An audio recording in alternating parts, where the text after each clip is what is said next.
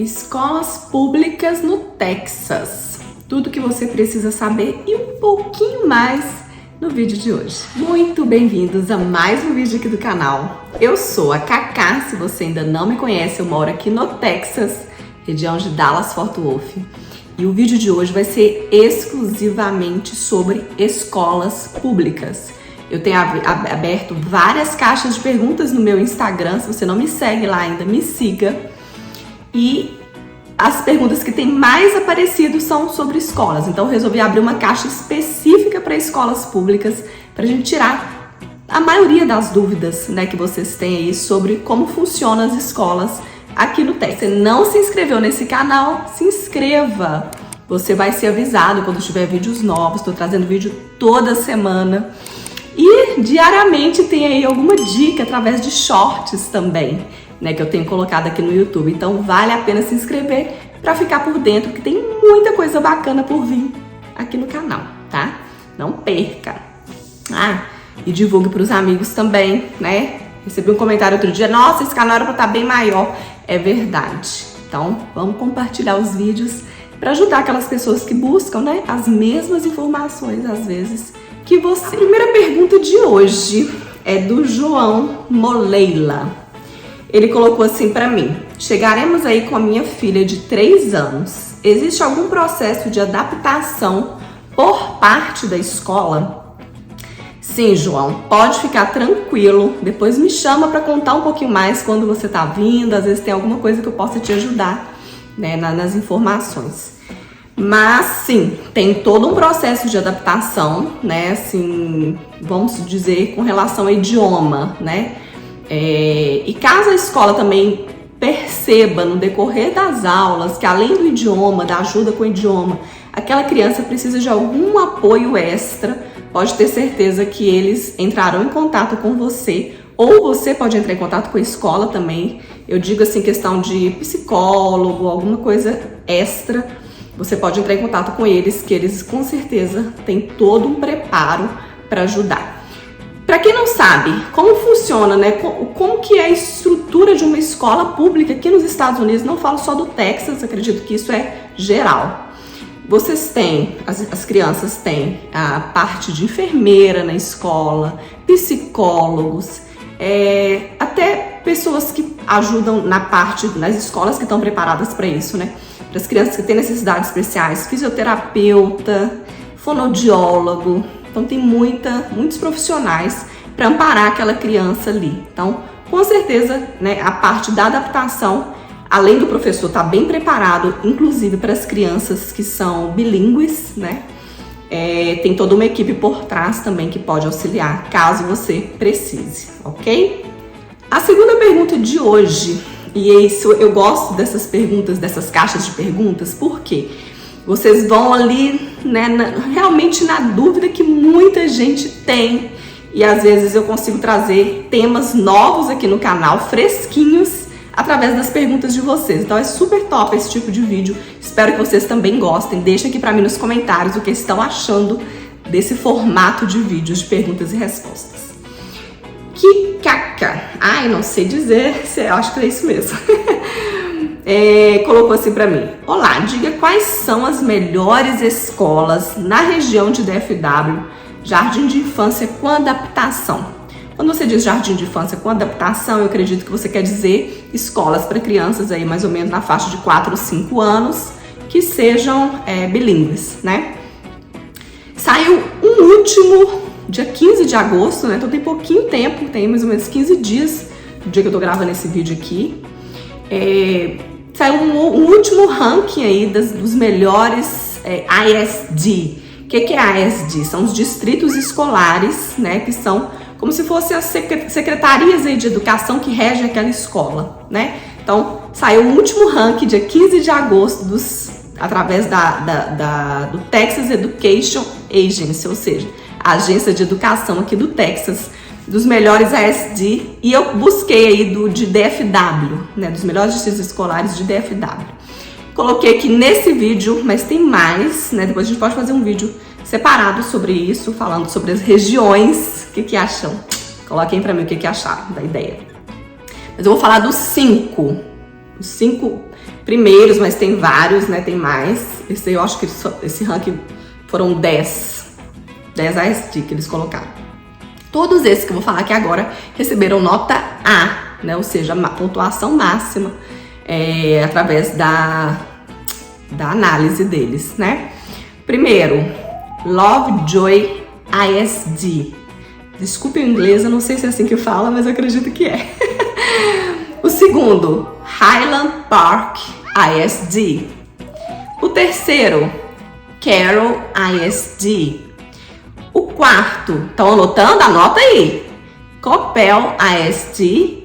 E o quinto, Argyle ISD. De qualquer forma, eu vou deixar esse link aqui, né, na descrição desse vídeo, que é válido agora, bem fresquinho, para 2022. Então vocês podem entrar, olhar, né, a classificação dos melhores, né? Vão estar aí os melhores, não vão estar todos, que como muita gente já sabe, aqui em DFW tem muitas escolas, né? A região é muito grande, tem muitas cidades. Então tem mais de 200 cidades, né? Então, ou seja, tem vários ASDs. Então essa lista é só dos melhores, tá bom? Para vocês terem uma noção e às vezes está se programando para vir tentar buscar ali naquelas regiões, né? As escolas, as casas de vocês. Vamos para a próxima pergunta. O Rafael colocou para mim: oi, Cacá, documentação, como funciona o programa ESL? Bacana, vocês já estão falando aí, né, na linguagem daqui, né, o ESL. Eu acredito que já é um termo mais batido para quem está buscando aí escolas aqui na região. Então vamos lá, essa pergunta eu recebo muito, tem vídeo no canal falando, mas hoje eu vou abrir um pouquinho mais, como eu tô fazendo esse vídeo exclusivo para escolas, vou abrir um pouquinho mais e falar qual que é essa documentação básica, tá? Toda vez que eu faço vídeo de escola, eu acho importante colocar que um ASD, um distrito escolar, difere do outro, então pode ter alguma coisa que eu falo aqui que não se aplica para aquele distrito que você vai matricular o seu filho. E documentação também eu vou falar as 4 principais, então pode ter mais coisa que a escola pede, né? Então você precisa sempre confirmar no site daquele distrito que você vai matricular o seu filho ou sua filha, ok? Então, quais são as 4 documentações básicas que geralmente todo distrito escolar pede para matricular as crianças? Primeiro, comprovante de endereço, né? Você precisa comprovar que você mora naquela região que é atendida por aquela escola específica, né? As escolas aqui são separadas por CEP, Zip Code. Então, se a sua escola atende aquele endereço que você está, você precisa comprovar aquilo, né? Então, é o comprovante de endereço. Ah, Cacá, mas eu tô mudando ainda, pelo amor de Deus. Eu ainda não tenho nenhuma conta no meu nome, nenhum comprovante de endereço. Calma. Serve também o contrato de locação, tá? Você consegue, quando for matricular, você consegue entregar o contrato de locação, colocar lá no site, ou o contrato de compra, né? Caso você esteja comprando algum imóvel, né? Para morar. Então serve esses 2 também. Depois a escola vai te mandar uma carta, vai te pedir para atualizar isso e colocar lá a primeira conta de energia e tal que você receber, ok? Então não precisa desesperar, serve também o contrato de locação ou de compra. Outro documento é um documento de identificação da criança e dos pais, tá? Dos pais pode ser passaporte ou driver license, geralmente eles pedem a driver license, principalmente se você for buscar ou levar a criança de carro, tá? E outro documento para a criança é o passaporte. Pode ser que exija outros tipos de documento ou aceite outro tipo de documento? Sim, isso você precisa comprovar no distrito escolar que vai matricular a sua criança. Terceiro documento que é básico, tá? E geralmente toda escola você precisa ter comprovante, a carteirinha de vacinação. O que é isso? Né, aquela carteira que a criança tem, você vai tirar cópia dela e escanear, ou no caso, se for entregar via sistema. Hoje em dia, gente, a maioria das escolas aqui, se não forem todas, tá? Você faz todo esse processo de matrícula online. Então, você anexa a documentação tudo no sistema da escola, então ficou muito mais prático, né? Então, desde que eu cheguei, na verdade, eu tenho o quê? 3 anos, né, que eu tô aqui, 2 anos que minha filha tá na escola pública já. Desde que ela começou, né, já era assim, né, no distrito que ela frequenta. Então, acredito que a maioria é online mesmo. Então, tudo você anexa online. E muita gente pergunta, eu preciso traduzir essa carteira? Tem escola que aceita sem tradução, tem escola que pede a tradução, tá? Precisa ser juramentada, aquela lá feita no cartório, né? Tudo certinho. Não sei nem se juramentada é feita no cartório, mas enfim, juramentada. Não precisa, a maioria, né? Não precisa. Mas também você consegue, né, logo na primeira consulta com o pediatra, aqui, né, pelo menos na região, que eles te atualizem essa carteira e você consegue anexar já atualizada. Mas se não tiver, você pode fazer a tradução e anexar, tá bom? E o quarto documento, gente, esse vídeo é muita informação, tá? Então assistam com calma, pode ser que eu tô um pouquinho mais acelerada do que vocês estão acostumados, né? Mas é porque eu sei que eu tenho que passar muita informação, então vale a pena vocês, se não conseguirem assistir ele todo agora, pausar, fazer o que tiver que fazer, voltar, para vocês conseguirem ver todas as perguntas, que eu tenho certeza que uma delas, se você não fez a pergunta, pode muito ajudar você, tá?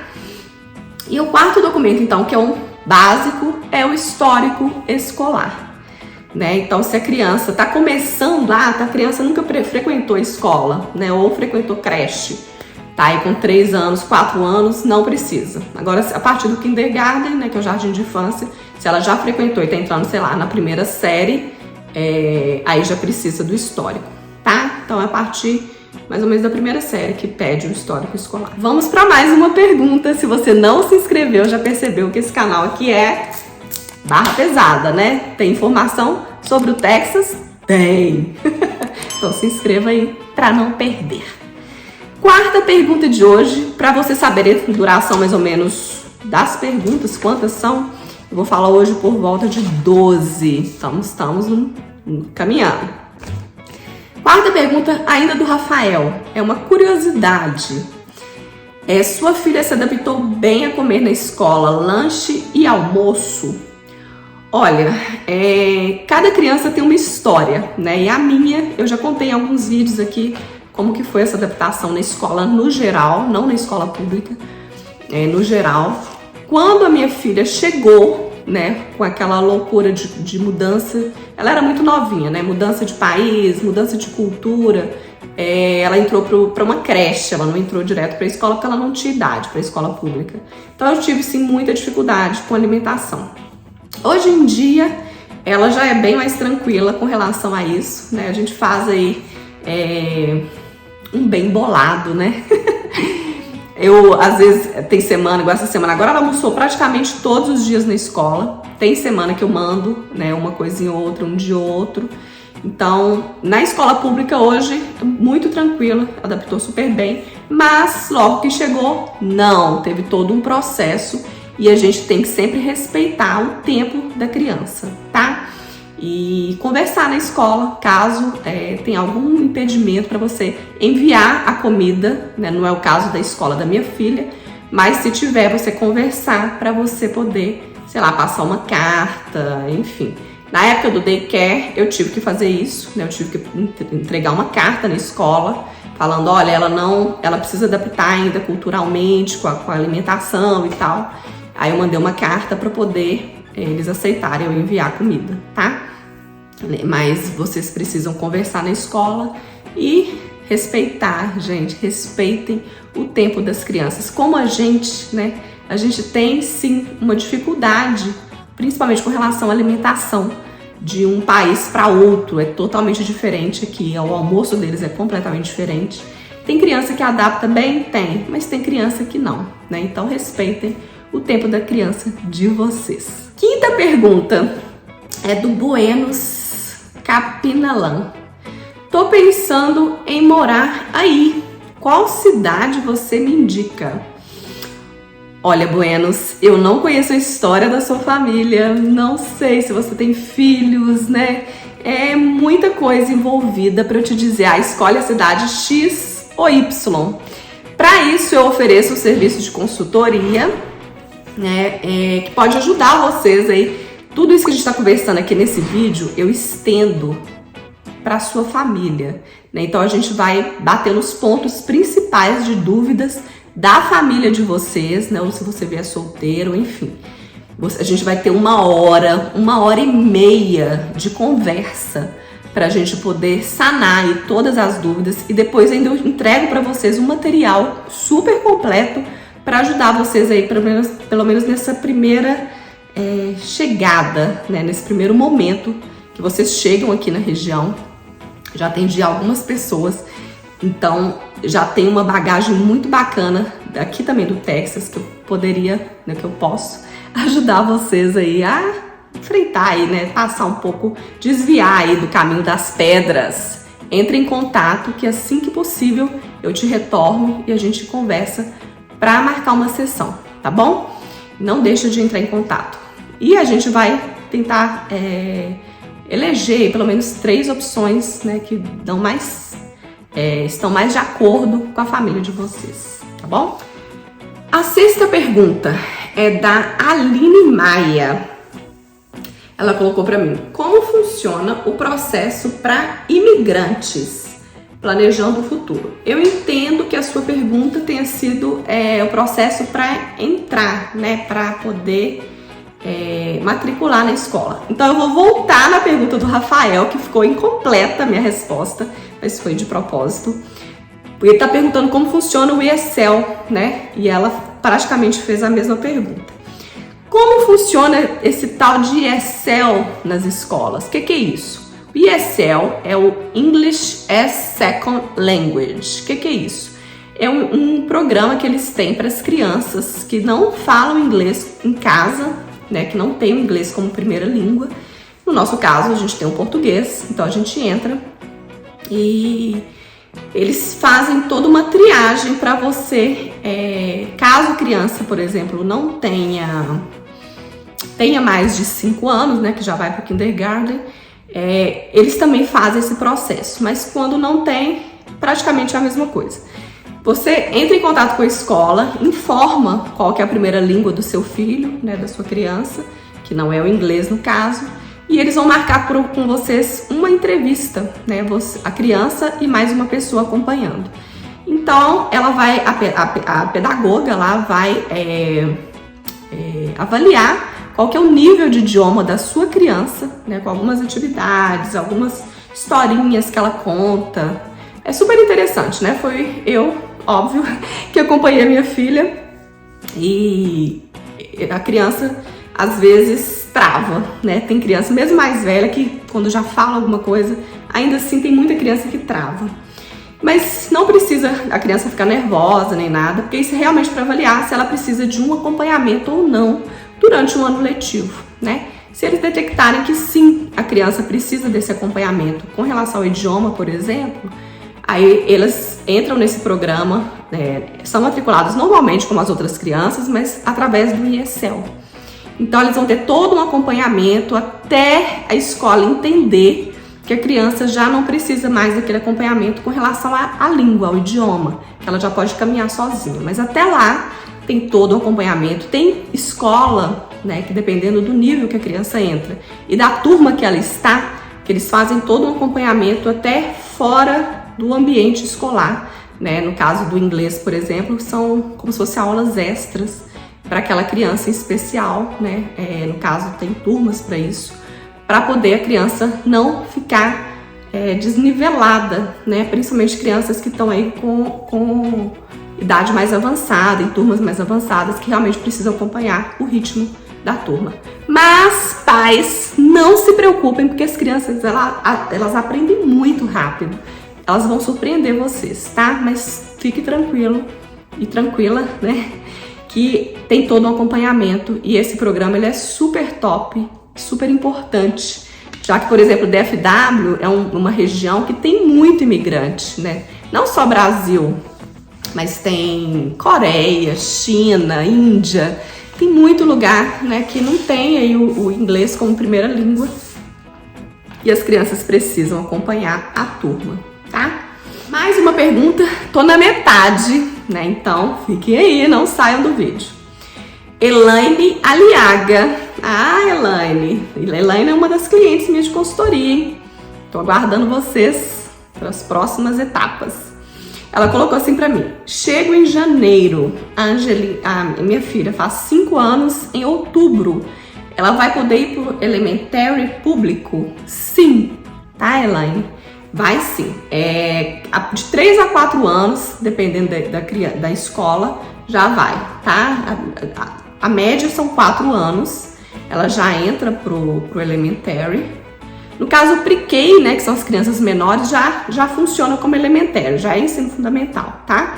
Então, ela já vai poder entrar sim. Então, a partir de 5 anos, criança que faz 5 anos até setembro daquele ano, já vai para o kindergarten. No caso da sua, que é outubro, eu acredito que ela já deve ir pro kindergarten sim, tá? Você precisa confirmar isso, porque vai estar passando um mês da idade aí dos 5 anos, tá? Alexandra Lima, é a 8ª pergunta de hoje. O horário é o mesmo em todas as escolas no Texas? Não, Alexandra, varia um pouquinho só, tá? Depende da idade da sua criança. Se for pre-K, né? Se ela tiver menos de 5 anos, geralmente as escolas fazem 3 horas e meia, 4 horas, meio período, ou já o período integral. Mas a questão de começar e terminar é uma média, tá? Geralmente é 7 horas e pouca da manhã até mais ou menos 2 horas e meia, 3 horas da tarde, tá? Então, na média, sim, funciona igual. Mas se sua criança tiver menos de 5 anos, pode ser que ela, naquele local, seja somente meio período. Aí você pode escolher manhã ou tarde, tá bom? A Paula Pimenta. Não é sobre escola pública, mas na área de educação. Você alfabetiza sua princesa em português? Olha, Paula, mais ou menos. Por que mais ou menos?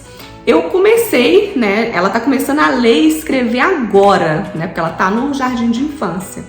E como ela tá aprendendo em inglês, né? Além do inglês que ela já tá aprendendo, ela tá aprendendo a ler e escrever. Eu acho que fica muito para a cabecinha dela eu tentar colocar o português agora, leitura e escrita. Então, o que eu tô fazendo? Eu tô aguardando, isso é opinião pessoal minha, tá? Pode ter mãe que fala assim, não, já vai começar tudo junto. Na minha cabeça, não, eu acho muito para ela.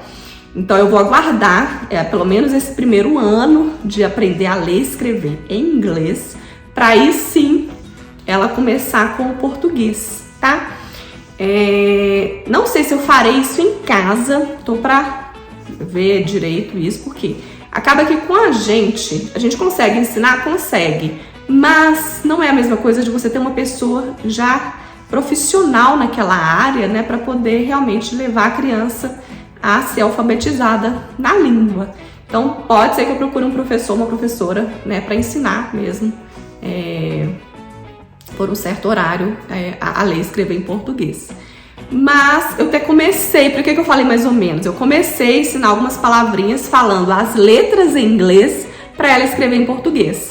Mas eu dei uma pausa com isso e vou aguardar realmente esse processo dela na escola, que já é muita coisa, né, para uma criança de 5 anos, né? Então, respondendo então a sua pergunta, não tô alfabetizando ela em português, não, por enquanto. A próxima pergunta é da Mayra Cotti. É verdade que as escolas não têm livro para acompanhar a matéria? Nós que somos mães somos muito preocupadas, né? Mas enfim, tem, tá? Como é que funciona, para vocês terem uma ideia mais ou menos aqui como que é. A escola não é como no Brasil, que você tem que comprar livros para as crianças aprenderem lá português, matemática, né, geografia. A escola fornece esses livros, tá? Então, por isso que você nem sempre vai ver na mochila da sua criança. Pais de crianças mais velhas, me corrijam se eu estiver errada.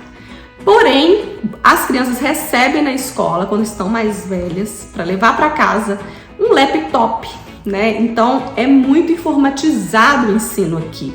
Então, cada criança tem o seu laptop para acompanhar as aulas, recebe no início do ano e devolve no final do ano.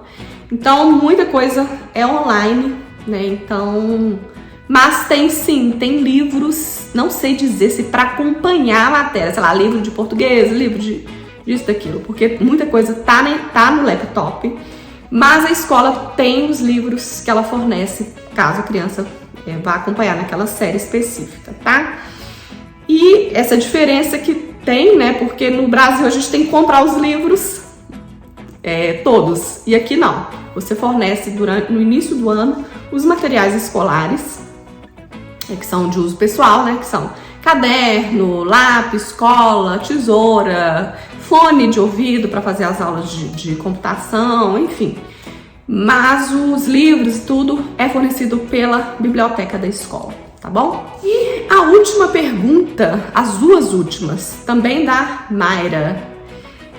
Primeiro, obrigada a todos pelas perguntas, tá? Isso ajuda muito a produzir conteúdo que realmente é valioso para vocês, né? Eu sei que o tempo de todo mundo é muito curto, no meu também, então eu quero trazer informação aí que realmente vocês estão precisando, vocês estão pesquisando e não encontram, tá? Então por isso que é muito importante a participação de vocês nas caixas de perguntas do Instagram, comentários aqui do canal, pra gente otimizar o nosso tempo, né? E trazer aí realmente informação que tem importância. Então muito obrigada. Não acabou a última pergunta, eu vou mostrar até no computador a minha tela. A Mayra fez duas perguntas em uma só. Tem algum site onde consigo ver a pontuação das escolas e quais são os critérios para as pontuações da escola? Bom, site para pontuação, eu sempre falo dele, é o greatschools.org. Vou colocar na tela aí para vocês verem. Nesse site você consegue puxar pela cidade, né, que você quer ver a escola, ou pelo zip code, que é o CEP, né, um dos dois. E quando você coloca lá o nome da cidade ou o zip code, aparece para você várias escolas naquela região e as notas, né? Você consegue filtrar por tipo de escola, né, por nível, né, se é pre-K apenas, se é elementary, se é middle, high school. E você consegue tirar, né, se você não quiser ver escolas privadas, particulares, você tira o tiquezinho lá e vê somente as escolas públicas. Lá tem muito detalhado. Inclusive você consegue clicar e ver quais as casas disponíveis naquela região para aluguel ou compra. Então é bem interessante, né? Vale a pena vocês entrarem para darem uma olhada e pesquisar sobre a escola das crianças de vocês. E com relação ao critério para pontuação, tem vários, tá? Eu não consigo te dizer, esse ou aquele, mas são vários. Eles colocam qual que é a taxa de professor por aluno e principalmente a pontuação, né, das crianças nas provas, né? Então são vários os critérios, vale a pena entrar e lá embaixo tem explicando também quais os critérios que eles usam para essas pontuações, tá bom? Espero muito que tenham gostado desse vídeo e que tenham conseguido sanar aí várias dúvidas, né, de todos vocês. Se quiser informação mais detalhada, entre em contato comigo para a gente fazer uma consultoria, né, voltada especialmente para a sua família. Um beijo e até o próximo vídeo. Tchau, tchau!